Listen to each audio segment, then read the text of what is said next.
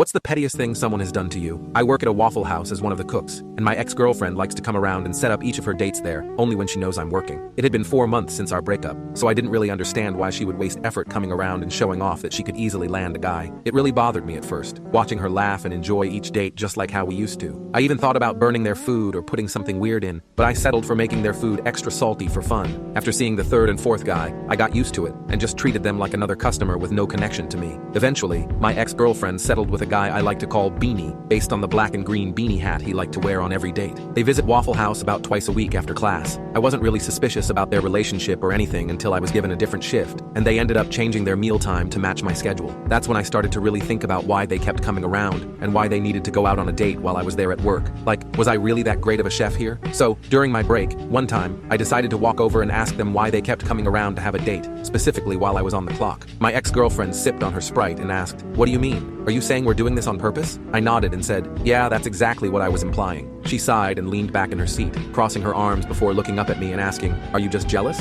I sighed, feeling like I wasted my time, and said, "Why would I be jealous when I'm the one who broke up with you in the first place?" Her mouth flung open to argue back, but I tired my attention to Beanie and said, "She cheated on me with 6 different guys while we were dating each other. So if I were you, bro, I would be careful." He raised an eyebrow and explained that he was only there to get free food and to try to make me jealous enough to give her another chance. It was the stupidest thing I had heard. I looked over at my ex, whose face was super red with embarrassment, and realized that it was actually true. I felt a serious rush of ego boost, but at the same time, I felt something unexpected too. Like, dude, call me stupid, but I felt pretty touched that she would go this far just to try to win me back. It definitely wasn't the best way to win me back, but definitely creative. So I told her jokingly that if she really wanted me back, she should try showing up here alone for another month to prove that she really meant it. I walked off to finish the rest of my shift. After that, she really did show up every day with a book or journal, sitting at the same booth, waiting for my shift to finish. I didn't even really talk to her much, and she still came around. Weeks went by, and on the last day of the month, she walked into Waffle House with a huge smile on her face. I walked over with her usual order and sat beside her in the booth.